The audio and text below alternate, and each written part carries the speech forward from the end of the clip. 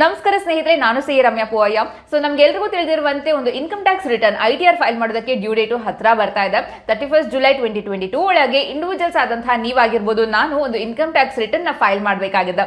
So ಹಾಗಾಗಿ ಈ ಒಂದು ವಿಡಿಯೋದಲ್ಲಿ ನಾವು ಇನ್ಕಮ್ ಟ್ಯಾಕ್ಸ್ ರಿಟರ್ನ್ ನ ಹೇಗೆ ಒಂದು ಫೈಲ್ ಮಾಡಬಹುದು ಅಂತ ಡೆಮೋ ತೋರಿಸೋದ್ರ ಜೊತೆಗೆ ಒಂದು ಟ್ಯಾಕ್ಸ್ ಬೆನಿಫಿಟ್ ನ ಸಹ ತೋರಿಸ್ತಾ ಇದೀವಿ, ಎಸ್ಪೆಷಲಿ ಫಾರ್ ITR 1. ಸೊ ಇದನ್ನ ನೀವು ಕಂಪ್ಲೀಟ್ ಆಗಿ ನೋಡಿದ್ರೆ CA ಅಥವಾ ಒಂದು ಟ್ಯಾಕ್ಸ್ ಪ್ರಾಕ್ಟೀಷನರ್ ಹತ್ರ ಹೋಗೋದು ತಪ್ಪತ್ತೆ, ಆ ಒಂದು ಅಮೌಂಟ್ ನೀವು ಸೇವ್ ಮಾಡಬಹುದಾಗಿರುತ್ತೆ. ಸೊ ಈ ವಿಡಿಯೋದಲ್ಲಿ ನಾವಿವತ್ತು ITR ನ ಯಾಕೆ ಫೈಲ್ ಮಾಡಬೇಕು, ITR 1 ಫೈಲ್ ಮಾಡೋದಕ್ಕೆ ಯಾರೆಲ್ಲ ಎಲಿಜಿಬಲ್ ಇರ್ತಾರೆ, ಸೊ ಕೆಲವೊಂದು ಎಕ್ಸೆಂಪ್ಷನ್ಸ್ ಹಾಗೂ ಡಿಡಕ್ಷನ್ಸ್ ಕಾಮನ್, ಅದು ಕೆಲವು ಜನಗಳಿಗೆ ಇದು ತಿಳಿದಿರುತ್ತೆ. ಇನ್ನು ಹೇಗೆ ಒಂದು ಈ ಫೈಲಿಂಗ್ ಪೋರ್ಟಲ್ ನಲ್ಲಿ ರಿಜಿಸ್ಟರ್ ಆಗಬಹುದು, ಸೊ ಇನ್ನು ಕೆಲವೊಂದು ಡಾಕ್ಯುಮೆಂಟ್ಸ್ ಬೇಕಾಗಿರುತ್ತೆ ಫೈಲ್ ಮಾಡೋದಕ್ಕೆ. ಸೊ ಯಾವೆಲ್ಲ ಡಾಕ್ಯುಮೆಂಟ್ಸ್ ನಾವು ರಿಟರ್ನ್ ಫೈಲ್ ಮಾಡೋದಕ್ಕೆ ಮುಂಚೆ ಇಟ್ಕೊಂಡಿರ್ಬೇಕಾಗುತ್ತೆ. ಸೊ 26A, ಸೊ ಹಾಗೂ ಒಂದು ಆನ್ಯುವಲ್ ಇನ್ಫಾರ್ಮೇಶನ್ ಸ್ಟೇಟ್ಮೆಂಟ್ ನ ಹೇಗೆ ಡೌನ್ಲೋಡ್ ಮಾಡೋದು, ಸೊ ಅಂಡ್ ಒಂದು ಬ್ಯಾಂಕ್ ಅಕೌಂಟ್ ನ ಪ್ರೀ ವ್ಯಾಲಿಡೇಟಿಂಗ್ ಮಾಡೋದು, ಅಂಡ್ ಆನ್ಲೈನ್ ನಲ್ಲಿ ನಾವು ITR 1 ನ ಹೇಗೆ ಒಂದು ಫೈಲ್ ಮಾಡಬಹುದು ಅಂತ ಡೆಮೋ ತೋರಿಸ್ತಾ ಇದೀವಿ. ಆದ್ರೆ ಅದಕ್ಕೂ ಮುಂಚೆ ಯಾರೇನ ಗ್ರೋ ಕನ್ನಡ ಯೂಟ್ಯೂಬ್ ಚಾನಲ್ಗೆ ಸಬ್ಸ್ಕ್ರೈಬ್ ಮಾಡಿಲ್ಲ, ಸಬ್ಸ್ಕ್ರೈಬ್ ಮಾಡಿ ಹಾಗೂ ಬೆಲ್ ಐಕನ್ ಕ್ಲಿಕ್ ಮಾಡಿ. ಸೊ ನಾವು ಹೊಸ ವಿಡಿಯೋಸ್ ಹಾಕಿದಾಗ ನಿಮಗೆ ನೋಟಿಫಿಕೇಶನ್ ಬರುತ್ತೆ. ಮಿಸ್ ಮಾಡ್ಕೊಳ್ಳದೆ ನಿಮ್ಮ ನಾಲೆಜ್ ನ ರೆಗ್ಯುಲರ್ ಆಗಿ ಅಪ್ಡೇಟ್ ಮಾಡ್ಕೊಳ್ಬಹುದು. ನಮಗೆಲ್ಲ ತಿಳಿದಿರುವಂತೆ ITR ಅಂತ ಅಂದ್ರೆ ಇನ್ಕಮ್ ನ ಡಿಕ್ಲೇರ್ ಮಾಡಿ ಟ್ಯಾಕ್ಸ್ ಪೇಮೆಂಟ್ ನಾವು ಇನ್ಕಮ್ ಟ್ಯಾಕ್ಸ್ ಡಿಪಾರ್ಟ್ಮೆಂಟ್ ಗೆ ಮಾಡ್ತೀವಿ. ಆದ್ರೆ ಸಾಮಾನ್ಯ ಜನರಿಗೆ ಈ ಒಂದು ಕ್ವೆಶ್ಚನ್ ಇರುತ್ತೆ, ಅಂದ್ರೆ ಯಾಕೆ ನಾವು ಇನ್ಕಮ್ ಟ್ಯಾಕ್ಸ್ ರಿಟರ್ನ್ ನ ಫೈಲ್ ಮಾಡಬೇಕು ಅಂತ. ಸೊ ಇದಕ್ಕೆ ಹಲವಾರು ರೀಸನ್ ಗಳಿದೆ. ಸೊ ನಾವು ಸ್ಕ್ರೀನ್ ಮೇಲೆ ನೋಡ್ತಿರುವಂತೆ, ಸೊ ಟೋಟಲ್ ಇನ್ಕಮ್ ಬಂದು ಬೇಸಿಕ್ ಎಕ್ಸಾಮ್ಷನ್ ಲಿಮಿಟ್ 2,50,000 ಜಾಸ್ತಿ ಇದ್ರೆ ಮ್ಯಾಂಡೇಟರಿ ಆಗಿ ರಿಟರ್ನ್ ಫೈಲ್ ಮಾಡಬೇಕಾಗಿರುತ್ತೆ. ಸೊ ಒಂದು ವೀಸಾ ಆಗಿರ್ಬೋದು, ಕ್ರೆಡಿಟ್ ಕಾರ್ಡು, ಇನ್ನು ಹೋಮ್ ಲೋನ್ ಏನಾದ್ರು ಅಪ್ಲೈ ಮಾಡ್ತಿದ್ರೆ ಪಾಸ್ ಫೈನಾನ್ಷಿಯಲ್ ಇಯರ್ಸ್ದು ಸೊ ITRs ಕೇಳ್ತಾರೆ. ಇನ್ನು ಒಂದು ಫಾರಿನ್ ಕಂಟ್ರೀಸ್ಗೆ ಹೋದಾಗ 2 lakh ಜಾಸ್ತಿ ಅಮೌಂಟ್ ಸ್ಪೆಂಡ್ ಮಾಡಿದ್ರೆ, ಸೊ ಈ ಒಂದು ಇನ್ಕಮ್ ಬಂದು 2,50,000 ಕಡಿಮೆ ಇದ್ರೂ ಸಹ ರಿಟರ್ನ್ ಫೈಲ್ ಮಾಡೋದು ಮ್ಯಾಂಡೇಟರಿ ಆಗಿರುತ್ತೆ. ಸೊ ಇನ್ನು ಬಿಸ್ನೆಸ್ ಆಗಿರ್ಬೋದು, ಟ್ರೇಡಿಂಗ್ ನಲ್ಲಿ ITR ಫೈಲ್ ಮಾಡೋದ್ರಿಂದ ಕ್ಯಾರಿ ಫಾರ್ವರ್ಡ್ ಲಾಸಸ್ ಅಂದ್ರೆ ಲಾಸ್ ಏನಾದ್ರು ಆಗಿದ್ರೆ, ಸೊ ಮುಂದಿನ ವರ್ಷದಲ್ಲಿ ಪ್ರಾಫಿಟ್ ಇದ್ದಾಗ ಸೆಟ್ ಆಫ್ ಮಾಡ್ಕೊಳ್ಳೋದಕ್ಕೆ ಹೆಲ್ಪ್ ಆಗುತ್ತೆ. ಇನ್ನು ಎಲೆಕ್ಟ್ರಿಸಿಟಿ ಬಿಲ್ ಸಿಂಗಲ್ ಬಿಲ್ ಆಗಿರ್ಲಿ ಅಥವಾ ಒಂದು ಟೋಟಲ್ ಫೈನಾನ್ಷಿಯಲ್ ಇಯರ್ ನಾವು ನೋಡಿದ್ರೆ 1 lakh ಜಾಸ್ತಿ ಇದ್ರೆ, ಅಥವಾ ಒಂದು ಕರೆಂಟ್ ಅಕೌಂಟ್ ನಲ್ಲಿ 1 crore ಜಾಸ್ತಿ ಅಮೌಂಟ್ ಡೆಪಾಸಿಟ್ ಆಗಿದ್ರೆ ಒಂದು ಮ್ಯಾಂಡೇಟರಿ ಆಗಿ ITR ಫೈಲ್ ಮಾಡಬೇಕಾಗಿರುತ್ತೆ. ಇನ್ನು ಏನಾದ್ರೂ ಎಕ್ಸೆಸ್ ಒಂದು ಟ್ಯಾಕ್ಸ್ ಡಿಡಕ್ಟ್ ಆಗಿದ್ದು ಒಂದು ರೀಫಂಡ್ ನ ಕ್ಲೈಮ್ ಮಾಡ್ಕೊಳ್ಬೇಕು ಅಂತ ಅಂದ್ರೆ ITR ನ ಫೈಲ್ ಮಾಡಬೇಕಾಗಿರುತ್ತೆ. ಸೊ ನಾನು ಆಗ್ಲೇ ಹೇಳಿದಾಗೆ ಈ ವಿಡಿಯೋದಲ್ಲಿ ನಾವು ITR 1 ಬಗ್ಗೆ ತಿಳಿಸ್ಕೊಡ್ತಾ ಇದೀವಿ.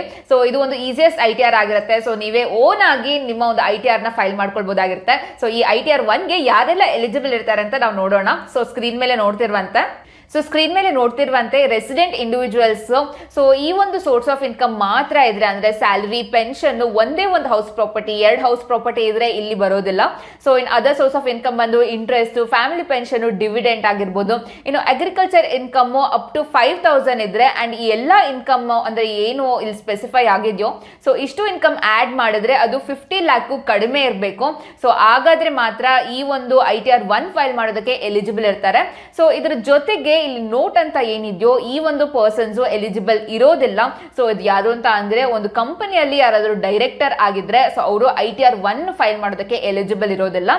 ಇನ್ನು ಪ್ರೀವಿಯಸ್ ಇಯರ್ ನಾವು ಯಾವ ಇಯರ್ಗೆ ಇನ್ಕಮ್ ಟ್ಯಾಕ್ಸ್ ರಿಟರ್ನ್ ಫೈಲ್ ಮಾಡ್ತಿದೀವೋ ಆ ಇಯರ್ ನಲ್ಲಿ ನಾವೇನಾದ್ರೂ ಅನ್ಲಿಸ್ಟೆಡ್ ಕಂಪನಿದು ಇಕ್ವಿಟಿ ಶೇರ್ಸ್ ಹೊಂದಿದ್ರೆ, ಸೊ ನಾವು ITR 1 ಗೆ ಎಲಿಜಿಬಲ್ ಇರೋದಿಲ್ಲ. ಇನ್ನು ಔಟ್ಸೈಡ್ ಇಂಡಿಯಾದಲ್ಲಿ ಯಾವ್ದಾದ್ರು ಒಂದು ಅಸೆಟ್ ಇದ್ರೆ, ಇನ್ಕ್ಲೂಡಿಂಗ್ ಒಂದು ಫೈನಾನ್ಷಿಯಲ್ ಇಂಟ್ರೆಸ್ಟ್ ಇದ್ರೆ, ಸೊ ಅಥವಾ ಒಂದು ಅಕೌಂಟ್ ಸೈನಿಂಗ್ ಅಥಾರಿಟೀಸ್ ಇದ್ರೆ, ಅಥವಾ ಯಾವುದೇ ಒಂದು ಇನ್ಕಮ್ ನಮ್ಗೆ ಔಟ್ಸೈಡ್ ಇಂಡಿಯಾ ಇಂದ ಬರ್ತಿದೆ ಅಂತ ಅಂದ್ರೆ ನಾವು ಇನ್ಎಲಿಜಿಬಲ್ ಆಗಿರ್ತೀವಿ. ಇನ್ನು ನೆಕ್ಸ್ಟ್ ಬಂದು ಸೆಕ್ಷನ್ 194N ನಲ್ಲಿ TDS ಡಿಡಕ್ಟ್ ಆಗಿದ್ರೆ, ಅಂದ್ರೆ ಒಂದು 20 lakh ಅಥವಾ ಒಂದು 1 crore ಕ್ಯಾಶ್ ಏನಾದ್ರೂ ವಿಡ್ರಾನ್ ಆಗಿದ್ರೆ ಬ್ಯಾಂಕ್ ಇಂದ, ಸೊ ಈ ಒಂದು TDS ಡಿಡಕ್ಟ್ ಮಾಡಿರ್ತಾರೆ. ಇನ್ನು ನೆಕ್ಸ್ಟ್ ESOP ಮೇಲೆ ಒಂದು ಟ್ಯಾಕ್ಸ್ ಪೇಮೆಂಟ್ ಅಥವಾ ಡಿಡಕ್ಷನ್ ನ ಡೆಫರ್ ಆಗಿದ್ರೆ, ಸೊ ಅವರು. ಇನ್ನು ನೆಕ್ಸ್ಟ್ ಬಂದು ಯಾವುದೇ ಒಂದು ಸೋರ್ಸ್ ಆಫ್ ಇನ್ಕಮ್ ನಲ್ಲಿ ಸೊ ಒಂದು ಲಾಸ್ ಇದ್ರೆ ಅಥವಾ ಒಂದು ಲಾಸ್ ನ ಕ್ಯಾರಿ ಫಾರ್ವರ್ಡ್ ಮಾಡಬೇಕು ಅಂತ ಇದ್ರೆ, ಅವ್ರಿಗೆ ಒಂದು ITR 1 ಫೈಲ್ ಮಾಡೋದಕ್ಕೆ ಎಲಿಜಿಬಲ್ ಇರೋದಿಲ್ಲ. ಇನ್ನು ನೆಕ್ಸ್ಟ್ ನಾವು ಕೆಲವೊಂದು ಯೂಸ್ಫುಲ್ ಇನ್ಫಾರ್ಮೇಶನ್ಸ್ ಗಳನ್ನ ತಿಳ್ಕೊಳ್ಳೋಣ. ಸೊ ಎಷ್ಟೊಂದು ಸ್ಯಾಲರಿಡ್ ಎಂಪ್ಲಾಯೀಸ್ಗೆ ಇದ್ರ ಬಗ್ಗೆ ತಿಳಿದೇ ಇಲ್ಲ. ಸೊ ಅವರ ಸ್ಯಾಲರಿನಲ್ಲಿ ಹಲವಾರು ಬ್ರೇಕಪ್ ಗಳಿರುತ್ತೆ, ಸೊ ಯಾವ ಅಲುವೆನ್ಸಸ್ ಅಂತ. ಸೊ ಎಷ್ಟೊಂದು ಜನ ಇದು ತಿಳಿದೇ ಇಲ್ದಿರೋ ಕಾರಣದಿಂದ ಆ ಒಂದು ಅಲುವೆನ್ಸಸ್ ಮೇಲೆ ಫುಲ್ ಟ್ಯಾಕ್ಸ್ ನ ಪೇ ಮಾಡ್ತಾ ಇರ್ತಾರೆ. ಸೊ ಎಷ್ಟೊಂದು ಸಲ ಇದು ಫುಲ್ಲಿ ಎಕ್ಸಾಮ್ಷನ್ ಆಗಿರುತ್ತೆ, ಎಕ್ಸಾಮ್ಟ್ ಆಗಿರುತ್ತೆ, ಅಥವಾ ಒಂದು ಪಾರ್ಷಿಯಲಿ ಎಕ್ಸಾಮ್ಟ್ ಆಗಿರುತ್ತೆ. ಸೊ ಅದ್ರ ಬಗ್ಗೆ ನಾವೀಗ ನೋಡೋಣ. ಸೊ ನಾವು ಸ್ಕ್ರೀನ್ ಮೇಲೆ ನೋಡ್ತಿರುವಂತೆ travelling allowance, daily allowance, conveyance, helper, academic, uniform allowance. So ಇದು ಬಂದು ಒಂದು ಅಫಿಷಿಯಲ್ ಡ್ಯೂಟೀಸ್ಗೆ ಎಷ್ಟು ನಾವು ಆಕ್ಚುಲ್ ಆಗಿ ಸ್ಪೆಂಡ್ ಮಾಡಿದ್ವೋ, ಅಥವಾ ಒಂದು ಎಂಪ್ಲಾಯರ್ ಕೈಯಿಂದ ಎಷ್ಟು ಅಮೌಂಟ್ ನಮಗೆ ರಿಸೀವ್ ಆಗಿದೆಯೋ, ಸೊ ಇದರಲ್ಲಿ ಯಾವುದು ಒಂದು ಕಡಿಮೆ ಅಮೌಂಟ್ ಇದೆಯೋ, ಸೊ ಇದು ಎಕ್ಸಾಮ್ಟ್ ಆಗಿರುತ್ತೆ. ಸೊ ಉಳಿದ ಅಮೌಂಟ್ ಮಾತ್ರ ಒಂದು ಟ್ಯಾಕ್ಸಬಲ್ ಆಗಿರುತ್ತೆ. ಇನ್ನು children education allowance maximum 2 childrensಗೆ 100 per month ತೆಗೆದುಕೊಳ್ಬಹುದು. ಇನ್ನು ಹಾಸ್ಟೆಲ್ ಎಕ್ಸ್ಪೆಂಡಿಚರ್ ಅಲೋವೆನ್ಸ್ ಬಂದು 2 childrensಗೆ 300 per month ತೆಗೆದುಕೊಳ್ಬಹುದು. ಇದರ ಜೊತೆಗೆ ಕೆಲವೊಂದು ಫೆಸಿಲಿಟಿ ನಿಮಗೆ ನಿಮಗೆ ಸಿಗ್ತಾ ಇದೆ ಆಫೀಸರ್ ಕಡೆಯಿಂದ ಎಂಪ್ಲಾಯರ್ ಕಡೆಯಿಂದ ಅಂತ ಅಂದ್ರೆ ಅದರ ಒಂದು ಟ್ಯಾಕ್ಸಬಿಲಿಟಿ ಹೇಗಿರುತ್ತೆ ಅಂತ ಅಂದ್ರೆ ನಾವು ಸ್ಕ್ರೀನ್ ಮೇಲೆ ನೋಡ್ತಿರುವಂತೆ cab facility, health club facility, ಇನ್ನು ಒಂದು ರೀಲೊಕೇಟ್ ಆಗಿದಾಗ ಕಾಸ್ಟ್ ಎಂಪ್ಲಾಯರ್ ಬಾಂಡ್ ಮಾಡಿದ್ರೆ ಒಂದು ಫೆಸಿಲಿಟೀಸ್ ಬಂದು ನಾಟ್ ಟ್ಯಾಕ್ಸಬಲ್ ಆಗಿರುತ್ತೆ. ಇನ್ನು ಗಿಫ್ಟ್ ವೌಚರ್ ಇನ್ಕ್ಲೂಡಿಂಗ್ ಒಂದು ಮ್ಯಾರೇಜ್ ಗಿಫ್ಟ್ ವೌಚರ್ಸ್ ಕೊಟ್ಟಿದ್ರೆ ಅಪ್ ಟು 5,000 ವರೆಗೂ ಅದು ನಾಟ್ ಟ್ಯಾಕ್ಸಬಲ್. ಇನ್ನು ಟೆಲಿಫೋನ್ ಅಥವಾ ಒಂದು ಇಂಟರ್ನೆಟ್ ರಿಇಂಬರ್ಸ್ಮೆಂಟ್ ಅಥವಾ ಒಂದು ಬುಕ್ಸ್ ಅಥವಾ ಒಂದು ಪಿರಿಯಾಡಿಕಲ್ ಸಬ್ಸ್ಕ್ರಿಪ್ಷನ್ ಇದ್ರೆ ಆಕ್ಚುಲ್ ಆಗಿ ಎಷ್ಟು ಅಮೌಂಟ್ ಸ್ಪೆಂಡ್ ಮಾಡಿದೀವೋ ಅಥವಾ ಒಂದು ಎಂಪ್ಲಾಯರ್ ಕಡೆಯಿಂದ ಎಷ್ಟು ರಿಸೀವ್ ಆಗಿದೆ ಅಮೌಂಟ್, ಸೊ ಇದರ ಒಂದು ಕಡಿಮೆ ಯಾವ ಅಮೌಂಟ್ ಇದೆ ಅದನ್ನ ನಾವು ಎಕ್ಸಾಮ್ಟ್ ಆಗಿ ತೆಗೆದುಕೊಳ್ಬಹುದು. ಇನ್ನು ಫುಡ್ ಕೂಪನ್ಸ್, ಸೊಡೆಕ್ಸೋ ಮೀಲ್ಸ್, ಸೊ ಈ ತರ ಒಂದು ಕೆಲವೊಂದು ಕಾರ್ಡ್ಸ್ ಗಳನ್ನ ಎಂಪ್ಲಾಯರ್ ಕೊಡ್ತಾರೆ. ಸೊ ಇದು ಅಪ್ ಟು 50 per meal ವರೆಗೂ ಎಕ್ಸಾಮ್ಟ್ ಆಗಿರುತ್ತೆ. ಸೊ ಇದು ಕೆಲವೊಂದು ಎಕ್ಸಾಮ್ಷನ್ಸ್ ಗಳು. ಇನ್ನು ನೆಕ್ಸ್ಟ್ ನಾವು ಲೆಸನ್ ಡಿಡಕ್ಷನ್ಸ್ ನ ನೋಡ್ತಾ ಹೋಗೋಣ. ಸೊ ಏನಿದು ಎಕ್ಸಾಮ್ಷನ್ಸ್ ಡಿಡಕ್ಷನ್ಸ್ ಅಂತ ಕನ್ಫ್ಯೂಸ್ ಆಗಬೇಡಿ. ಸೊ ಎಕ್ಸಾಮ್ಷನ್ಸ್ ಅಂತ ಅಂದ್ರೆ ಟೋಟಲ್ ಇನ್ಕಮ್ಗೂ ಮುಂಚೆನೆ ಬರುತ್ತೆ. ಅಂದ್ರೆ ಆ ಎಕ್ಸಾಮ್ಸ್ ನ ಕನ್ಸಿಡರ್ ಮಾಡಿಬಿಟ್ಟು ನಾವು ಟೋಟಲ್ ಇನ್ಕಮ್ ನ ಕ್ಯಾಲ್ಕುಲೇಟ್ ಮಾಡ್ತೀವಿ. ಸೊ ಅದಾದ್ಮೇಲೆ ಈ ಒಂದು ಟೋಟಲ್ ಇನ್ಕಮ್ ಗೆ ನಾವು ಡಿಡಕ್ಷನ್ಸ್ ನ ಅಪ್ಲೈ ಮಾಡ್ತೀವಿ. ಸೊ ಒಂದು ಲೆಸನ್ ಡಿಡಕ್ಷನ್ಸ್ ಅಂತ ನಾವು ನೋಡೋದಾದ್ರೆ 80C ಬಗ್ಗೆ ಎಲ್ರಿಗೂ ತಿಳಿದಿದೆ. ಸೊ ಬಟ್ 80D ಒಂದು ಮೆಡಿಕ್ಲೇಮ್ ಪಾಲಿಸಿ ಮೇಲೆ ನಾವು ಏನು ಪ್ರೀಮಿಯಂ ಪೇ ಮಾಡ್ತಿದೀವೋ ಅಪ್ ಟು 25,000 ವರೆಗೂ ನಾವು ಡಿಡಕ್ಷನ್ಸ್ ನ ತೆಗೆದುಕೊಳ್ಬಹುದು. ಅಂಡ್ ಅಪ್ ಟು 5,000 ವರ್ಗು ನಾವು ಒಂದು ಚೆಕ್ಅಪ್ ಏನಿದೆಯೋ ಹೆಲ್ತ್ ಚೆಕ್ಅಪ್ ಗೆ ಅದಕ್ಕೂ ಸಹ ಡಿಡಕ್ಷನ್ ತೆಗೆದುಕೊಳ್ಬಹುದಾಗಿರುತ್ತೆ. ಇನ್ನು ಏನಾದ್ರೂ ನಾವು ಒಂದು ಮೆಡಿಕ್ಲೇಮ್ ಪಾಲಿಸಿ ಇಲ್ಲ ಅಂತ ಅಂದ್ರೆ ಮೆಡಿಕಲ್ ಎಕ್ಸ್ಪೆಂಡಿಚರ್ ಅಪ್ ಟು 50,000 ವರ್ಗು ತೆಗೆದುಕೊಳ್ಬಹುದಾಗಿರುತ್ತೆ. ಸೊ ಇದು ಸೆಲ್ಫ್, ಸ್ಪೌಸ್ ಹಾಗೂ ಒಂದು ಪೇರೆಂಟ್ಸ್ಗೂ ಸಹ ಅಪ್ಲೈ ಆಗುತ್ತೆ. ಇನ್ನು ನೆಕ್ಸ್ಟ್ ಬಂದು 80E. ಸೊ ಒಂದು ಎಜುಕೇಶನಲ್ ಲೋನ್ ಇದು ಇಂಟ್ರೆಸ್ಟ್ ಪೇ ಮಾಡ್ತಾ ಇದ್ರೆ ಸೊ ಇಲ್ಲಿ ನಾವು ಅದನ್ನ ಡಿಡಕ್ಷನ್ ಆಗಿ ತೆಗೆದುಕೊಳ್ಬಹುದು. ಸೊ ಕಂಟಿನ್ಯೂಸ್ ಆಗಿ 8 ಇಯರ್ಸ್ ಅಥವಾ ಒಂದು ಲೆಸರ್ ಪೀರಿಯಡ್ ಇದ್ರೆ ಸೊ ಅಷ್ಟು ಪೀರಿಯಡ್ ವರ್ಗು ನಾವು ಡಿಡಕ್ಷನ್ ತೆಗೆದುಕೊಳ್ಬಹುದಾಗಿರುತ್ತೆ. ಸೊ ಸೆಲ್ಫ್, ಸ್ಪೌಸ್, ಚಿಲ್ಡ್ರನ್ ಹಾಗೂ ಯಾರ್ದಾದ್ರು ಲೀಗಲ್ ಗಾರ್ಡಿಯನ್ ಆಗಿದ್ರೆ ಅವ್ರಿಗೂ ಸಹ ನಾವು ತೆಗೆದುಕೊಳ್ಬಹುದು. ಇನ್ನು ಇಲ್ಲಿ ಯಾವುದೇ ತರಹದ ಲಿಮಿಟ್ ಇಲ್ಲ, ಎಷ್ಟು ಅಮೌಂಟ್ ಇದ್ರೂ ಸಹ ನಾವು ಇಲ್ಲಿ ಡಿಡಕ್ಷನ್ ತೆಗೆದುಕೊಳ್ಬಹುದಾಗಿರುತ್ತೆ. ಇನ್ನು ನೆಕ್ಸ್ಟ್ ಬಂದು ಡೊನೇಷನ್. ಸೊ ನಾವೇನಾದ್ರು ಡೊನೇಷನ್ ಕೊಟ್ಟಿದ್ರೆ ಅದನ್ನ ನಾವು ಡಿಡಕ್ಷನ್ ಆಗಿ ತೆಗೆದುಕೊಳ್ಬಹುದು. ಸೊ ಒಂದು ರಿಸಿಪ್ಟ್ ನಮ್ಮ ಹತ್ರ ಇರಬೇಕಾಗುತ್ತೆ. ಅಂಡ್ ಯಾರಿಗೆ ನಾವು ಡೊನೇಟ್ ಮಾಡ್ತಾ ಇದೀವಿ ಸೊ ಅವರ ನೇಮು, ಪ್ಯಾನ್, ಅಡ್ರೆಸ್ ನ ನಾವಿಲ್ಲಿ ಅಪ್ಡೇಟ್ ಮಾಡಬೇಕಾಗಿರುತ್ತೆ. ಇನ್ನು ಸೇವಿಂಗ್ ಬ್ಯಾಂಕ್ ಅಕೌಂಟ್ ಅಲ್ಲಿ ಏನಾದ್ರು 10,000 ವರ್ಗು ನಾವು ಡಿಡಕ್ಷನ್ ಕ್ಲೈಮ್ ಮಾಡಬಹುದು. ಅಂದ್ರೆ ನಮ್ಗೆ ಆಕ್ಚುಲ್ ಆಗಿ ಎಷ್ಟು ಬಂದಿದ್ಯೋ ಸೊ ಇಂಟ್ರೆಸ್ಟ್ ಎಷ್ಟು ಬಂದಿದ್ಯೋ ಅದು ನಾವು ಇಟ್ಕೊಂಡು ಅಪ್ ಟು 10,000 ವರ್ಗು ನಾವು ಡಿಡಕ್ಷನ್ ಕ್ಲೈಮ್ ಮಾಡಬಹುದಾಗಿರುತ್ತೆ. ಇನ್ನು ನೆಕ್ಸ್ಟ್ ಎಂಪ್ಲಾಯರ್ ಏನಾದ್ರೂ HRA ಪೇ ಮಾಡ್ತಿಲ್ಲ ಅಂತ ಅಂದ್ರೆ ಎಂಪ್ಲಾಯಿ ರೆಂಟ್ ನ ಒಂದು 80GG ನಲ್ಲಿ ಡಿಡಕ್ಷನ್ ತೆಗೆದುಕೊಳ್ಬಹುದು. ಸೊ ಇದರ ಒಂದು ಮ್ಯಾಕ್ಸಿಮಮ್ ಲಿಮಿಟ್ ಅಂದ್ರೆ ಡಿಡಕ್ಷನ್ ಎಷ್ಟು ತೆಗೆದುಕೊಳ್ಬಹುದು ಅಂತ ಅಂದ್ರೆ rent paid minus 10% of income, ಇನ್ನು 25% ಆಫ್ ಟೋಟಲ್ ಇನ್ಕಮ್ ಹಾಗೂ ಒಂದು 5,000 ಪರ್ ಮಂತ್. ಇದನ್ನ ನಾವು ಕ್ಯಾಲ್ಕುಲೇಟ್ ಮಾಡಿ ಯಾವ್ದು ಕಡಿಮೆ ಇರುತ್ತೋ ಸೊ ಇದು ಒಂದು ಮ್ಯಾಕ್ಸಿಮಮ್ ಡಿಡಕ್ಷನ್ ಆಗಿ ನಾವು ತೆಗೆದುಕೊಳ್ಬಹುದಾಗಿರುತ್ತೆ. ಇನ್ನು ನೀವು ITR ಫೈಲ್ ಮಾಡೋದಕ್ಕಿಂತ ಮುಂಚೆ ನಿಮ್ಮ ಹತ್ರ ಆಕ್ಟಿವ್ ಪ್ಯಾನ್ ಹಾಗೂ ಒಂದು E filing portal user ID ಹಾಗೂ ಪಾಸ್ವರ್ಡ್ ಇರಬೇಕಾಗುತ್ತೆ. ಸೊ ನೀವು ಮೊದಲನೇ ಸಲ ಮಾಡ್ತಿದ್ದೀರಾ ಅಂತ ಅಂದ್ರೆ ಇಲ್ಲಿ ರಿಜಿಸ್ಟರ್ ಆಗಬೇಕಾಗಿರುತ್ತೆ. ಸೊ ಯಾರು ಆಲ್ರೆಡಿ ರಿಜಿಸ್ಟರ್ ಆಗಿದ್ರೆ ಈ ಒಂದು ಸ್ಟೆಪ್ ನ ಸ್ಕಿಪ್ ಮಾಡಬಹುದು. ಸೊ ಯಾರು ರಿಜಿಸ್ಟರ್ ಆಗಿಲ್ಲ ಈ ಒಂದು ರಿಜಿಸ್ಟ್ರೇಷನ್ ಪ್ರಾಸೆಸ್ ನ ಮಾಡಬೇಕಾಗಿರುತ್ತೆ. ಸೊ ರಿಜಿಸ್ಟ್ರೇಷನ್ ಗಾಗಿ ಒಂದು ವ್ಯಾಲಿಡ್ ಪ್ಯಾನ್ ಹಾಗೂ current address, so mobile number ಹಾಗೂ ಇಮೇಲ್ ID ಅವಶ್ಯಕವಾಗಿರುತ್ತೆ. ಸೊ ಸ್ಕ್ರೀನ್ ಮೇಲೆ ನೋಡ್ತಿರುವಂತೆ ಈ ಫೈಲಿಂಗ್ ಪೋರ್ಟಲ್ ನಲ್ಲಿ ನಾವು ಹೋದಾಗ ರೈಟ್ ಸೈಡ್ ನಲ್ಲಿ ರಿಜಿಸ್ಟರ್ ಅಂತ ಇರುತ್ತೆ. ಸೊ ಅದನ್ನ ಕ್ಲಿಕ್ ಮಾಡಿದಾಗ ನಾವು ನಮ್ಮ ಪ್ಯಾನ್ ಡೀಟೇಲ್ಸ್ ನ ಅಪ್ಡೇಟ್ ಮಾಡಬೇಕು. ಸೊ ಒನ್ಸ್ ನಾವು ವ್ಯಾಲಿಡೇಟ್ ಅಂತ ಕೊಟ್ಟಾಗ ಪ್ಯಾನ್ ಅದು ವ್ಯಾಲಿಡೇಟ್ ಆಗ್ಬಿಟ್ಟು ಸೊ ಕಂಟಿನ್ಯೂ ಅಂತ ಕೊಡಬೇಕಾಗತ್ತೆ. ಸೊ ಆಮೇಲೆ ನಮಗೆ ಇಂಡಿವಿಜುವಲ್ ಹೌದಾ ಅಲ್ವಾ ಅಂತ ಕೇಳುತ್ತೆ. ಸೊ ನಾವು ಎಸ್ ಅಂತ ಕೊಟ್ಟು ಕಂಟಿನ್ಯೂ ಮಾಡಬೇಕಾಗಿರುತ್ತೆ. ಸೊ ಮತ್ತೆ ನಾವು last name, middle name, first name, date of birth, gender, residential status ಹೀಗೆ ನಮ್ಮ ಬೇಸಿಕ್ ಡೀಟೇಲ್ಸ್ ನ ನೀಡಬೇಕು. ಸೊ ಇಲ್ಲಿ ನೆನಪಲ್ಲಿ ಇಟ್ಕೊಳ್ಬೇಕಾಗಿರೋದು ಏನು ಅಂತ ಅಂದ್ರೆ ಲಾಸ್ಟ್ ನೇಮ್, ಮಿಡಲ್ ನೇಮ್ ಹಾಗೂ ಫಸ್ಟ್ ನೇಮ್ ಬಂದು ನಮ್ಮ ಪ್ಯಾನ್ ಡೇಟಾ ಬೇಸ್ ನಲ್ಲಿ ಏನಿದೆಯೋ ಅದನ್ನೇ ಕೊಡಬೇಕಾಗುತ್ತೆ.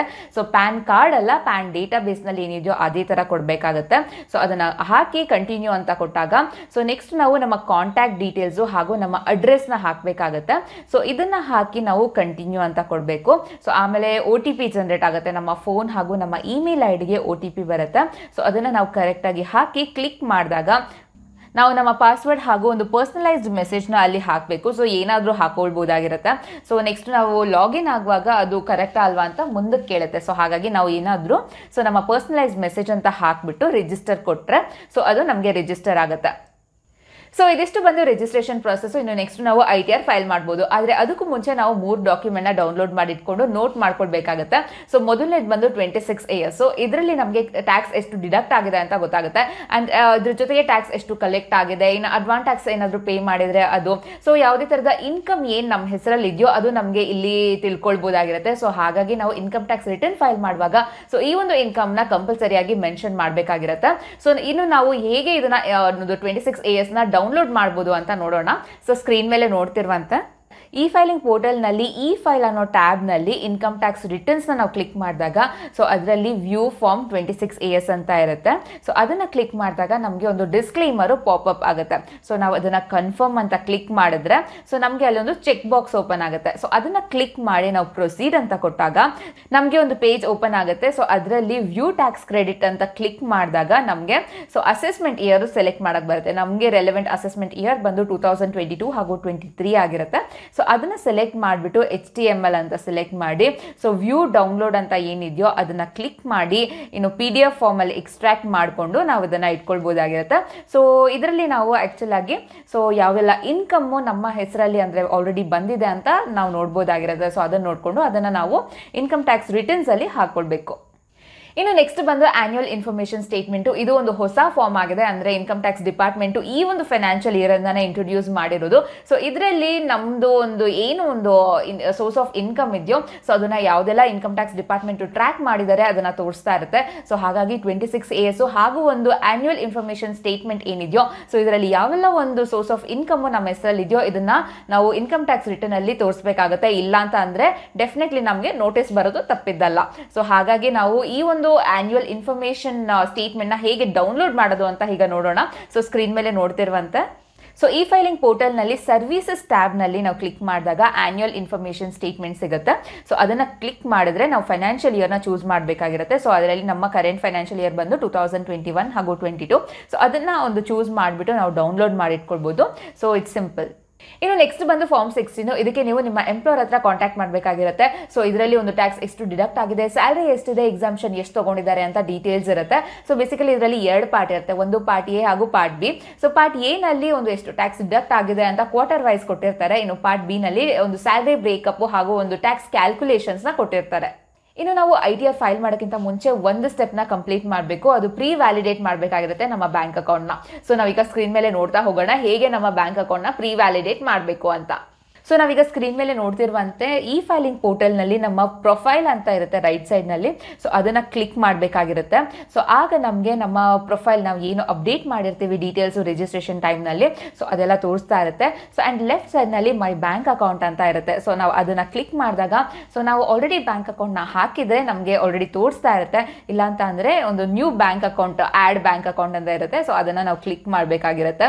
ಸೊ ಅದರಲ್ಲಿ ನಮ್ಮ ಬ್ಯಾಂಕ್ ಅಕೌಂಟ್ ಡೀಟೇಲ್ಸ್ನ ನಾವು ಹಾಕಬೇಕಾಗಿರುತ್ತೆ. ಸೊ ಅಕೌಂಟ್ ನಂಬರ್ ಆಗಿರ್ಬೋದು, IFSC code, so primary account, bank names, branch, ಹೀಗೆಲ್ಲ ಇದನ್ನು ಅಪ್ಡೇಟ್ ಮಾಡಿದ್ಮೇಲೆ ಸೊ ವ್ಯಾಲಿಡೇಟ್ ಅಂತ ಕೊಡಬೇಕಾಗತ್ತೆ. ಸೊ ಈ ಥರ ವ್ಯಾಲಿಡೇಟ್ ಅಂತ ಕ್ಲಿಕ್ ಮಾಡಿದ್ಮೇಲೆ ಸ್ವಲ್ಪ ದಿನಗಳು ಆದಮೇಲೆ ಇದು ವ್ಯಾಲಿಡೇಟ್ ಆಗುತ್ತೆ.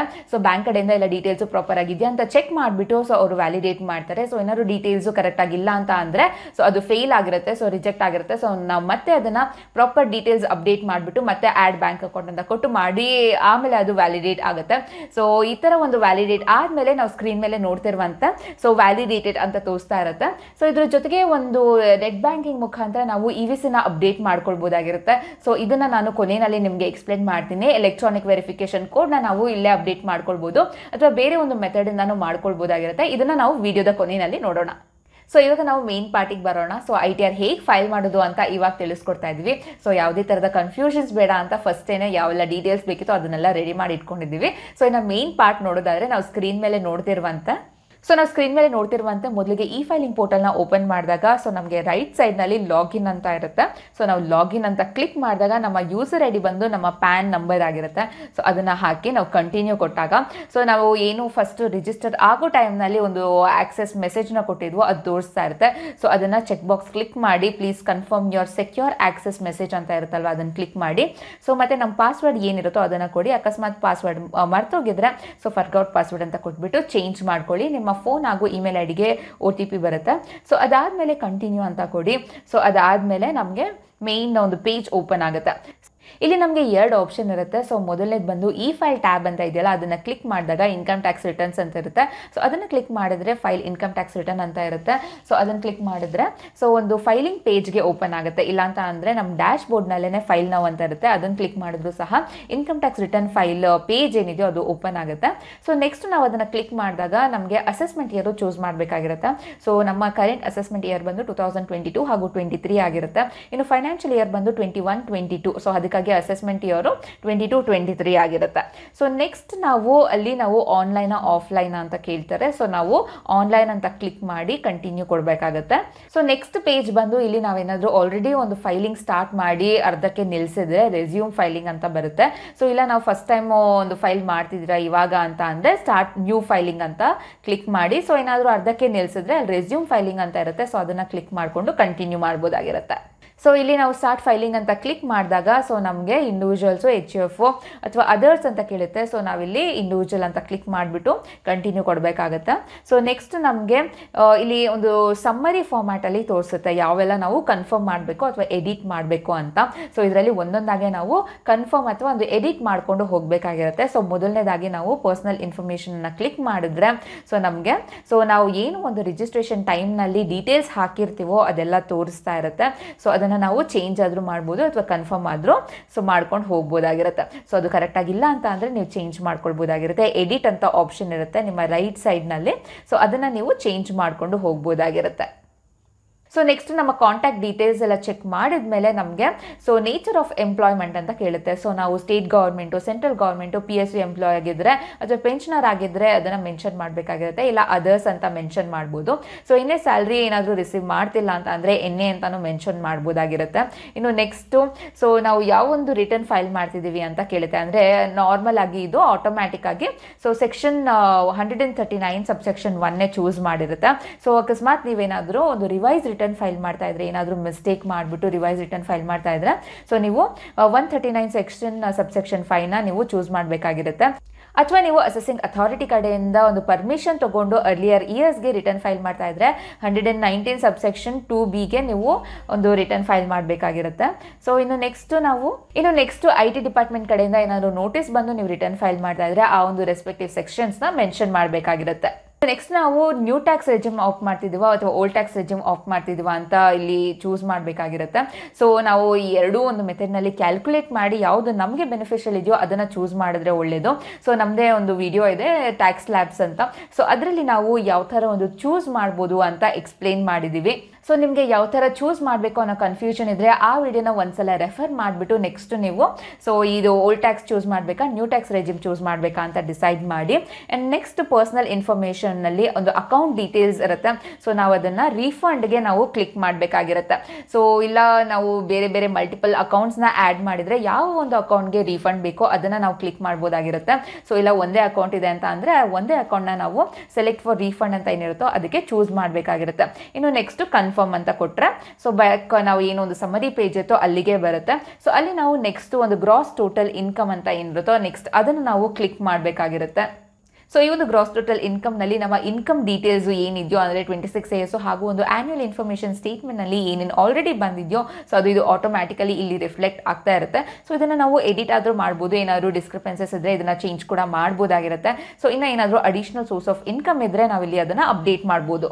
ಸೊ ನಾವು ಅದನ್ನು ಫಸ್ಟ್ ಕ್ಲಿಕ್ ಮಾಡಿದಾಗ ನಮಗೆ ಎಲ್ಲ ಒಂದು ಎಕ್ಸಾಮ್ಷನ್ ಡೀಟೇಲ್ಸ್ನ ನಮಗೆ ತೋರಿಸ್ತಾ ಇರುತ್ತೆ. ಯಾವ್ದು ನಮಗೆ ಅಪ್ಲಿಕೇಬಲ್ ಇದೆಯೋ ಅದನ್ನು ನಾವು ಎಸ್ ಅಂತ ಚೂಸ್ ಮಾಡಿಕೊಂಡು ಕಂಟಿನ್ಯೂ ಮಾಡ್ಬೋದು.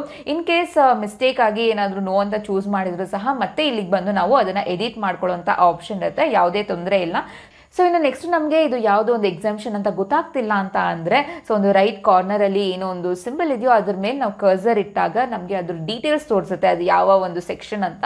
ಸೊ ಇನ್ ಡೀಟೇಲ್ ಆಗಿ ನಮ್ಗೆ ಅಲ್ಲೇ ತೋರಿಸ್ತಾ ಇರುತ್ತೆ. ಸೊ ಅದನ್ನು ನೋಡಿಕೊಂಡು ನಾವು ಸೊ ಎಸ್ ಆರ್ ನೋ ಇದೆಯಾ ಇಲ್ವಾ ಅಂತ ನಾವು ಕ್ಲಿಕ್ ಮಾಡಿಕೊಂಡು ಪ್ರೊಸೀಡ್ ಆಗ್ಬೋದು. ಸೊ ಇಲ್ಲಿ ಫಾರ್ ಎಕ್ಸಾಂಪಲ್ ನೋಡೋದಾದರೆ 1013A ಬಂದು HRA ಆಗಿರುತ್ತೆ. ಸೊ ಇದನ್ನು ನಾವು ಕರ್ಸರ್ ಇಟ್ಟಾಗ ನಮಗೆ HRA ಡೀಟೇಲ್ಸು ಇಲ್ಲಿ ತೋರಿಸ್ತಾ ಇರುತ್ತೆ. ಸೊ ನಾವೇನಾದರೂ HRAನ ಎಂಪ್ಲಾಯರ್ ಕಡೆಯಿಂದ ರಿಸೀವ್ ಮಾಡಿ ನಮ್ಮ ಒಂದು ರೆಂಟು ಸಹ ಒಂದು ಪೇ ಮಾಡ್ತಾ ಇದ್ರೆ ಸೊ ನಮಗೆ ಸರ್ಟೆನ್ ಅಮೌಂಟ್ ಮಾತ್ರ ಒಂದು HRA ಅಲ್ಲಿ ಎಕ್ಸಾಮ್ಷನ್ಸ್ ಇರುತ್ತೆ. ಸೊ ನಿಮಗೆ ಈ ಒಂದು ಕ್ಯಾಲ್ಕುಲೇಷನ್ಸ್ ಇಂದ ಕನ್ಫ್ಯೂಸ್ ಮಾಡೋಕ್ಕೆ ಇಷ್ಟ ಇಲ್ಲ. ಸೊ ಹಾಗಾಗಿ ಸೊ ಒಂದು ಅಮೌಂಟ್ ಏನು ಎಕ್ಸೆಂಪ್ಟ್ ಆಗಿದೆಯೋ ಸೊ ಅದನ್ನು HRA ಕ್ಯಾಲ್ಕುಲೇಟರ್ನಲ್ಲೇ ಕ್ಯಾಲ್ಕುಲೇಟ್ ಮಾಡ್ಬೋದು. ಫಾರ್ ಎಕ್ಸಾಂಪಲ್ ಬೇಸಿಕ್ ಸ್ಯಾಲ್ರಿ ಬಂದು 4.8 lakhs ಇದ್ರೆ ಸೊ ನಮಗೆ HRA 2 lakh ರಿಸೀವ್ ಆಗಿದ್ರೆ ಆ್ಯಂಡ್ ಆ್ಯನ್ಯುವಲ್ ರೆಂಟ್ ಇಲ್ಲಿ 2.4 lakhs ಇದ್ರೆ ಆ್ಯಂಡ್ ನೀವು ನಾನ್ ಮೆಟ್ರೋ ಸಿಟಿನಲ್ಲಿದ್ದರೆ ಅದನ್ನು ಸಹ ಚೂಸ್ ಮಾಡ್ಬೋದಾಗಿರುತ್ತೆ. ಸೊ ಇಲ್ಲಿ ಎಕ್ಸಾಮ್ಷನ್ ಬಂದು 1,92,000 ಇರುತ್ತೆ ಆ್ಯಂಡ್ ಟ್ಯಾಕ್ಸಬಲ್ ಅಮೌಂಟ್ ಬಂದು 8,000 ಆಗಿರುತ್ತೆ. ಇನ್ನು ನೆಕ್ಸ್ಟ್ ನಾವು ITR ಫೈಲಿಂಗ್ ಡೆಮೋ ನೋಡ್ತಾ ಹೋಗೋಣ. ಸೊ ಮಿಸ್ ಮಾಡ್ಕೊಳ್ಳದೆ ಕೇರ್ಫುಲ್ ಆಗಿ ನೋಡಿ, ಇಂಪಾರ್ಟೆಂಟ್ ಇನ್ಫಾರ್ಮೇಶನ್ಸ್ಗಳಿದೆ. ಸೊ ನಾವೀಗ ಸ್ಕ್ರೀನ್ ಮೇಲೆ ನೋಡ್ತಿರುವಂತೆ ಗ್ರಾಸ್ ಟೋಟಲ್ ಇನ್ಕಮ್ ನ ಕ್ಲಿಕ್ ಮಾಡಿದಾಗ ನಮಗೆ ಸ್ಯಾಲರಿ ಎಕ್ಸಾಮ್ಷನ್ ಇರುತ್ತೆ. ಸೊ ಇಲ್ಲಿ ನಮಗೆ ಯಾವುದು ಅಪ್ಲಿಕಬಲ್ ಇರುತ್ತೆ, ಯಾವ ಎಕ್ಸಾಮ್ಷನ್ಸ್ ನಾವು ತಗೊಳ್ಬೋದು, ಅದಕ್ಕೆ ಎಸ್ ಅಂತ ಕ್ಲಿಕ್ ಮಾಡಬೇಕು, ಇಲ್ಲ ಅಂದರೆ ನೋ ಅಂತ ಕ್ಲಿಕ್ ಮಾಡ್ಕೊಳ್ಬೇಕು. ಸೊ ಫಾರ್ ಎಕ್ಸಾಂಪಲ್ ಇಲ್ಲಿ 1013A ನಮಗೆ ಎಕ್ಸಾಮ್ಟ್ ಅಮೌಂಟ್ ಇದೆ ಅಂತ ಅಂದರೆ ನಾವು ಅದನ್ನು ಇಲ್ಲಿ ಹಾಕೊಳ್ಬೋದಾಗಿರುತ್ತೆ. ಸೊ ಇನ್ ಕೇಸ್ ಫಾರ್ಮ್ 16 ಏನಾದರೂ ಕೊಟ್ಟಿದ್ರೆ ಅದು ಆಟೋಮ್ಯಾಟಿಕಲಿ ಬಂದಿರುತ್ತೆ, ಬಟ್ ಸಮ್ಟೈಮ್ಸ್ ಅದು ಬಂದಿರಲ್ಲ. ಸೊ ಇಲ್ಲಿ ನಮ್ಗೆ ಯಾವುದು ನೋ ಅಂತ ಇರುತ್ತೋ ಅದನ್ನೆಲ್ಲ ಹಾಕೊಂಡು ನಾವು ಕಂಟಿನ್ಯೂ ಕೊಡಬೇಕಾಗತ್ತೆ. ಸೊ ನೆಕ್ಸ್ಟು ಕಂಟಿನ್ಯೂ ಕೊಟ್ಟ ಮೇಲೆ ನಮಗೆ ಹೆಡ್ಸ್ ಆಫ್ ಇನ್ಕಮ್ ಬರುತ್ತೆ. ಸೊ ಫಸ್ಟು ಒಂದು ಸ್ಯಾಲರಿ ಇನ್ಕಮ್ಮು, ಸೊ ಇದನ್ನು ಎಡಿಟ್ ಮಾಡ್ಕೊಳ್ಬೋದು ನಾವು. ಸೊ ಇಲ್ಲಿ ಅದೇ ಫಾರ್ಮ್ 16 ಅಪ್ಡೇಟ್ ಆಗಿದ್ರೆ ಎಲ್ಲ ಒಂದು ಇನ್ಕಮ್ಮು ಅದಾಗ ಬಂದಿರುತ್ತೆ. ಬಟ್ ಇನ್ ಕೇಸ್ ಏನಾದ್ರು ಪೋರ್ಟಲ್ನಲ್ಲಿ ಸ್ವಲ್ಪ ಪ್ರಾಬ್ಲಮ್ ಇದ್ದರೆ, ಸೊ ಆ ಥರ ಸಂದರ್ಭದಲ್ಲಿ ಏನಾದ್ರು ಟೆಕ್ನಿಕಲ್ ಗ್ಲಿಚ್ಗಳಿದ್ರೆ ಬಂದಿರೋದಿಲ್ಲ. ಸೊ ಅಂಥ ಸಂದರ್ಭದಲ್ಲಿ ಮ್ಯಾನ್ಯುಯಲ್ ಆಗಿ ಅಪ್ಡೇಟ್ ಮಾಡಬೇಕಾಗಿರುತ್ತೆ. ಸೊ ಸ್ಯಾಲ್ರಿ ಎಷ್ಟಿದೆಯೋ ಅದನ್ನು, ಸೊ ಇನ್ನು ಪರ್ಕ್ವಿಸಿಟಿವ್ ವ್ಯಾಲ್ಯೂ ಏನಾದರೂ ಇದ್ದರೆ, ಸೊ ಏನಾದರೂ ಇಲ್ಲಿ ಕೊಟ್ಟಿರುವಂಥ ಡೀಟೇಲ್ಸ್ನಲ್ಲಿ ಏನಾದರೂ ನಮಗೆ ಮಾಹಿತಿ ಇದೆ ಅಥವಾ ಇನ್ಕಮ್ ಇದೆ ಅಂತ ಅಂದರೆ ನಾವು ಅದನ್ನು ಅಪ್ಡೇಟ್ ಮಾಡ್ಕೊಳ್ಬೇಕು. ಸೊ ಇಲ್ಲಿ ನಾವು ಆಗಲೇ ಏನು ಎಕ್ಸಾಮ್ಷನ್ ಹಾಕಿದ್ವೋ ಸೊ ಆ ಅಮೌಂಟು ಇಲ್ಲಿ ಆಟೋಮ್ಯಾಟಿಕ್ ಆಗಿ ಬಂದಿರುತ್ತೆ. ಸೊ ನಾವು ಸ್ಕ್ರೀನ್ ಮೇಲೆ ನೋಡ್ತಿರುವಂತೆ ಗ್ರಾಸ್ ಟೋಟಲ್ ಇನ್ಕಮ್ನ ಕ್ಲಿಕ್ ಮಾಡಿದಾಗ ನಮಗೆ ಯಾವೆಲ್ಲ ಒಂದು ಸ್ಯಾಲ್ರಿ ಎಕ್ಸಾಮ್ಷನ್ ತೊಗೊಳ್ಬೋದು ಅಂತ ಸ್ಕ್ರೀನ್ ಓಪನ್ ಆಗುತ್ತೆ. ಸೊ ನಮಗೆ ಯಾವ್ದು ನಮಗೆ ಎಕ್ಸಾಮ್ಷನ್ಸ್ ತೊಗೊಳ್ಬೋದು, ಎಲಿಜಿಬಲ್ ಇದೀವೋ, ಸೊ ಅದಕ್ಕೆ ನಾವು ಎಸ್ ಅಂತ ಕ್ಲಿಕ್ ಮಾಡಿ, ಬೇಕಿದ್ದಕ್ಕೆ ನೋ ಅಂತ ಕ್ಲಿಕ್ ಮಾಡ್ಕೊಳ್ಬೇಕು. ಫಾರ್ ಎಕ್ಸಾಂಪಲ್ ನಾವು HRA ಇಲ್ಲಿ ತೊಗೊಳ್ತಾ ಇದ್ದೀವಿ ಅಂತ ಅಂದರೆ ಸೊ ಎಸ್ ಅಂತ ಕ್ಲಿಕ್ ಮಾಡಿ ಎಷ್ಟು ಒಂದು ಅಮೌಂಟ್ ತೊಗೊಳ್ತಾ ಇದ್ದೀವಿ ಅದನ್ನು ಹಾಕೊಳ್ಬೋದಾಗಿರುತ್ತೆ. ಸೊ ಇನ್ ಕೇಸ್ ಏನಾದರೂ ಫಾರ್ಮ್ 16 ಅಪ್ಡೇಟ್ ಆಗಿದ್ದರೆ ಸೊ ಇಲ್ಲಿ ಆಟೋಮ್ಯಾಟಿಕ್ ಆಗಿ ಅಮೌಂಟ್ ತೊಗೊಳ್ತಾ ಇರುತ್ತೆ. ಸೊ ನಾವೇನಾದರೂ ಅದನ್ನು ಎಡಿಟ್ ಮಾಡಬೇಕಂದ್ರೆ ಅದನ್ನು ಮಾಡ್ಬೋದು. ಸೊ ನೆಕ್ಸ್ಟ್ ನಾವು ಕಂಟಿನ್ಯೂ ಕೊಟ್ಟಾಗ ಸೊ ಒಂದು ಹೆಡ್ಸ್ ಆಫ್ ಇನ್ಕಮ್ಮು ನಮಗೆ ಬರುತ್ತೆ. ಫಸ್ಟು ಸ್ಯಾಲ್ರಿ, ಸೊ ಇದು ಒಂದು ಎಡಿಟ್ ಅಂತ ಕೊಟ್ಟು ನಾವು ಎಡಿಟ್ ಮಾಡ್ಕೊಳ್ಬೋದಾಗಿರುತ್ತೆ. ಬಟ್ ಒಂದು ಫಾರ್ಮ್ 16 ಆಲ್ರೆಡಿ ಅಪ್ಡೇಟ್ ಆಗಿದ್ರೆ ಆಟೋಮ್ಯಾಟಿಕ್ ಆಗಿ ಬರುತ್ತೆ. ಸೊ ಸಮ್ಟೈಮ್ಸ್ ಅದು ಬರೋದಿಲ್ಲ, ಏನಾದರೂ ಪೋರ್ಟಲ್ನಲ್ಲಿ ಪ್ರಾಬ್ಲಮ್ ಇದ್ದಾಗ ಅಥವಾ ಏನಾದ್ರು ಸಮ್ಟೈಮ್ಸ್ ಏನಾದ್ರು ಗ್ಲಿಚ್ಗಳಾದಾಗ ಅದು ಅಪ್ಡೇಟ್ ತೊಗೊಳ್ಳೋದಿಲ್ಲ. ಸೊ ಆಗ ನಾವು ಮ್ಯಾನ್ಯುಯಲ್ ಆಗಿ ಅಪ್ಡೇಟ್ ಮಾಡಬೇಕಾಗಿರುತ್ತೆ. ಸೊ ನೆಕ್ಸ್ಟು ನಾವು ಸ್ಯಾಲ್ರಿ ಎಷ್ಟಿದೆಯೋ ಆ ಥರ ಹಾಕ್ಕೊಂಡು, ಸೊ ಇನ್ನು ಏನಾದರೂ ಪರ್ಕ್ವಿಸಿಟ್ ಇದ್ದರೆ ಅಥವಾ ಏನಾದರೂ ಒಂದು ರಿಟೈರ್ಮೆಂಟ್ ಬೆನಿಫಿಟ್ಸ್ ಬಂದಿದ್ರೆ ಆ ಥರ ಏನಾದರೂ ಅಮೌಂಟ್ಗಳಿದ್ರೆ ಸೊ ನಾವಿಲ್ಲಿ ಅಪ್ಡೇಟ್ ಮಾಡ್ಕೊಳ್ಬೋದಾಗಿರುತ್ತೆ. ಸೊ ನೆಕ್ಸ್ಟ್ ನಾವು ಎಕ್ಸಾಮ್ಷನ್ಸ್ ಏನಿದೆಯೋ ಅಲವೆನ್ಸು ಅದನ್ನು ನಾವು ಚೂಸ್ ಮಾಡ್ಕೊಳ್ಬೋದು. ಸೊ ಆಲ್ರೆಡಿ ನಾವು ಆಗಲೇ ಅಪ್ಡೇಟ್ ಮಾಡಿರೋದು ನೋಡಿ ಇಲ್ಲಿ ಬಂದಿದೆ. So 1013A. ನೆಕ್ಸ್ಟ್ ನಾವು ಇನ್ನು ಬೇರೆ ಏನಾದರೂ ಎಕ್ಸಾಮ್ಷನ್ಸ್ ಬೇಕಂದರೆ ಇಲ್ಲಿ ತೊಗೊಳ್ಬೋದಾಗಿರುತ್ತೆ. ಇನ್ನು ಏನಾದರೂ ಎಂಬಸಿ ಅಥವಾ ಹೈ ಕಮಿಷನ್ ಕಡೆಯಿಂದ ಬಂದಿರುವಂತಹ ರೆಮ್ಯುನರೇಷನ್ಸು, ಸೊ ಇನ್ನು ಹಲವಾರು ಏನು ಎಕ್ಸಾಮ್ಷನ್ಸ್ಗಳಿಗೆ ನಾವು ಎಲಿಜಿಬಲ್ ಇರ್ತೀವೋ ಅದನ್ನು ಇಲ್ಲಿ ಚೂಸ್ ಮಾಡ್ಬೋದು. ಸೊ ಒಂದು death come retirement, gratuity receive ಆದರೆ 1010 ಬರುತ್ತೆ. ಇನ್ನು ಅರ್ನ್ಡ್ ಲೀವ್ ಎನ್ಕ್ಯಾಶ್ಮೆಂಟ್ ರಿಟೈರ್ಮೆಂಟ್ ಆದಾಗ ಆಗಿರುವಂಥದ್ದನ್ನ ನಾವು ಡಿಡಕ್ಷನ್ ತೆಗೆದುಕೊಳ್ಬೋದು. ಸೊ ಇನ್ನು ಹಲವಾರು ಇದೇ ಥರ ನಾವು ನೋಡ್ಕೊಳ್ಬೇಕಾಗತ್ತೆ. ಸೊ ಒಂದು ನಮಗೆ ಯಾವ ಇನ್ಕಮ್ ಬಂದಿದೆ ಅದಕ್ಕೆ ಒಂದು ಎಕ್ಸಾಮ್ಷನ್ ಇದೆಯಾ ಅಂತ ನಾವು ಇದರಲ್ಲಿ ಒಂದ್ಸಲ ಚೆಕ್ ಮಾಡಿಕೊಂಡ್ರೆ ಒಳ್ಳೆಯದು. ಜಸ್ಟ್ ಸ್ಯಾಲ್ರಿ ಬಂದಿದ್ದರೆ ಸೊ ನಮ್ಗೆ ಗೊತ್ತಿರುತ್ತೆ ಯಾವೆಲ್ಲ ಒಂದು ಎಕ್ಸಾಮ್ಷನ್ಸ್ ಇರುತ್ತೆ ಅಂತ. ಬಟ್ ಎಡಿಷ್ನಲ್ ಇನ್ಕಮ್ ಏನಾದರೂ ಇದ್ದರೆ ಸೊ ನಿಮಗೆ ಸ್ಯಾಲ್ರಿ ಬಿಟ್ಟು, ಫಾರ್ ಎಕ್ಸಾಂಪಲ್ ಈಗ ಲೀವ್ ಎನ್ಕ್ಯಾಶ್ಮೆಂಟ್ ಆಗಿರ್ಬೋದು, ಗ್ರ್ಯಾಚ್ಯುಟಿ ಬಂದಿರ್ಬೋದು, ಸೊ ಅಥವಾ ಏನಾದರೂ ನಿಮಗೆ ಬೋನಸ್ ಬಂದಿರೋದಾಗಿರ್ಬೋದು. ಸೊ ಒಂದ್ಸಲ ನೀವು ಯಾವ ಥರ ಒಂದು ಬೋನಸ್ ಬಂದಿದೆ ಅಂತ ಚೆಕ್ ಮಾಡಿಕೊಂಡು ಸೊ ನೀವು ಸೊ ಇಲ್ಲಿ ಚೂಸ್ ಮಾಡ್ಬೋದಾಗಿರುತ್ತೆ. ಸೊ ಇಲ್ಲಿ ಪ್ರಿಸ್ಕ್ರೈಬ್ಡ್ ಅಲೋವೆನ್ಸಸ್ ಅಂತ ಇದೆ. ಸೊ ಯಾವ ಒಂದು ಎಕ್ಸಾಮ್ಷನ್ಸ್ಗೆ ನೀವು ಬರ್ತೀರಾ ಅಂತ ನೋಡಿಕೊಂಡು ಸೊ ಇಲ್ಲಿ ನಾವು ಚೂಸ್ ಮಾಡ್ಬೋದು.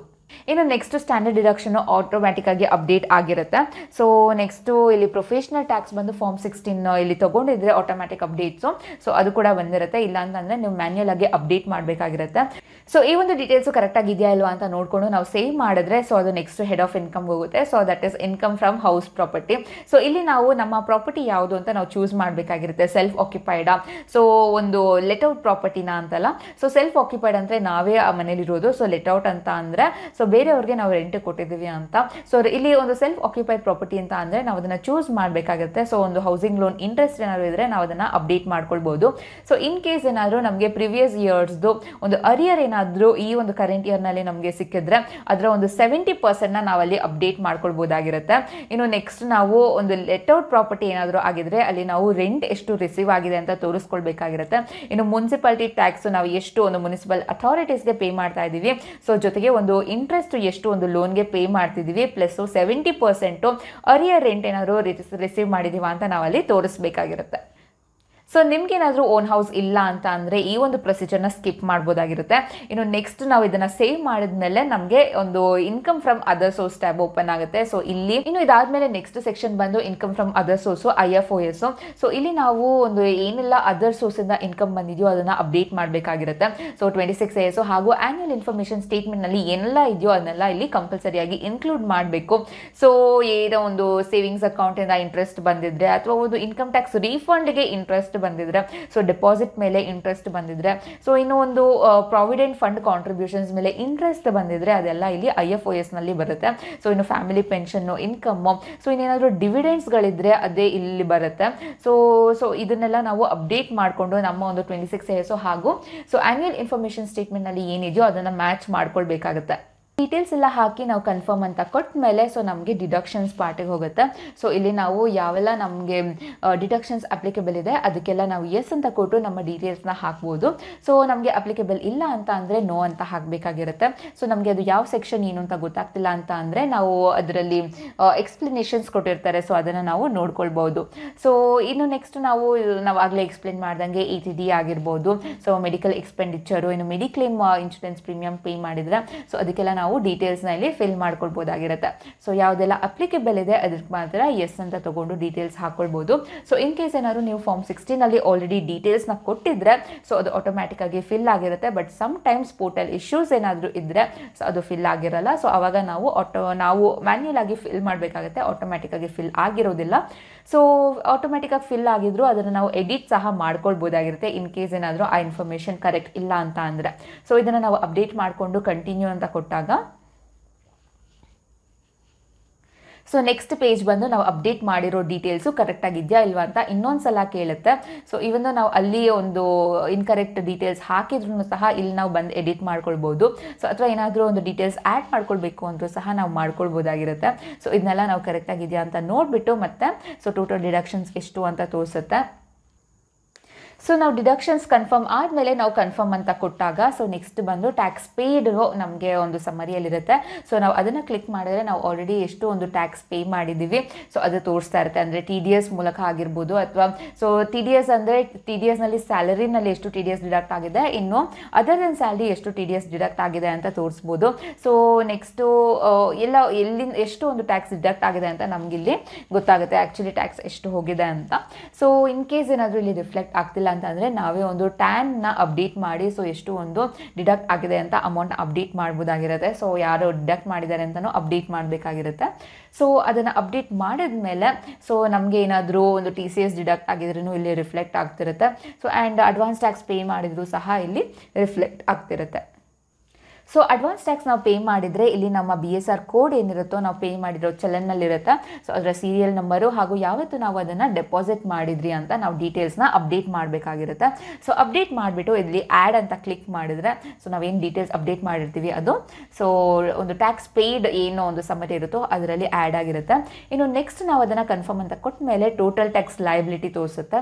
ಸೊ ಎಷ್ಟು ನಾವು ಒಂದು ಟ್ಯಾಕ್ಸ್ ಲಯಬಿಲಿಟಿ ಇದೆ, ಸೊ ಎಷ್ಟು ಆಲ್ರೆಡಿ ಪೇ ಆಗಿದೆ, ಎಷ್ಟು ರೀಫಂಡ್ ಇದೆಯಾ, ಲಯಬಿಲಿಟಿ ಇದೆಯಾ ಅಂತ ನಮಗೆ ಇಲ್ಲಿ ಗೊತ್ತಾಗುತ್ತೆ.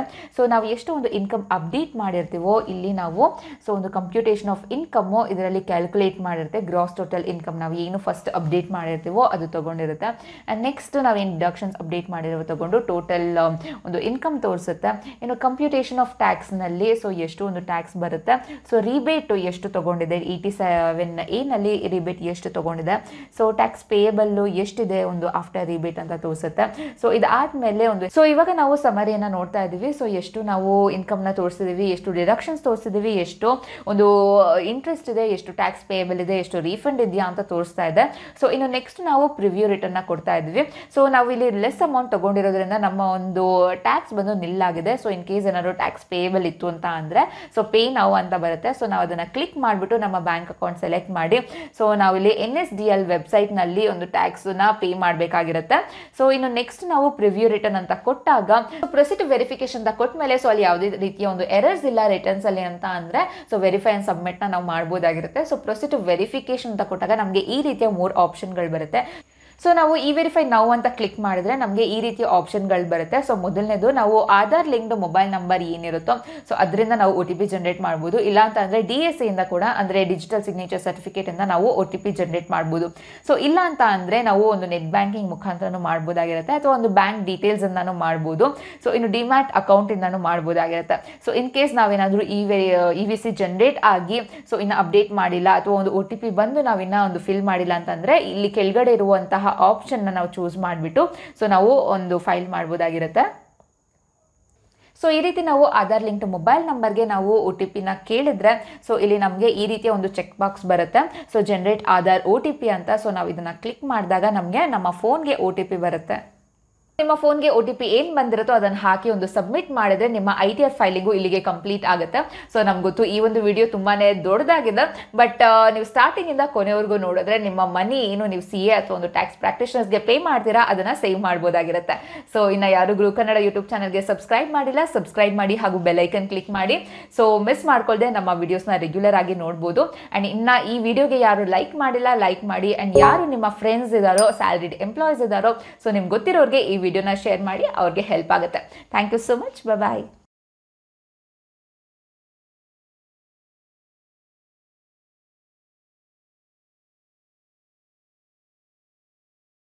Investment in securities market are subject to market risks. Read all the related documents carefully before investing. Please read the risk disclosure documents carefully before investing in equity shares, derivatives, mutual fund, and or other instruments traded on the stock exchanges.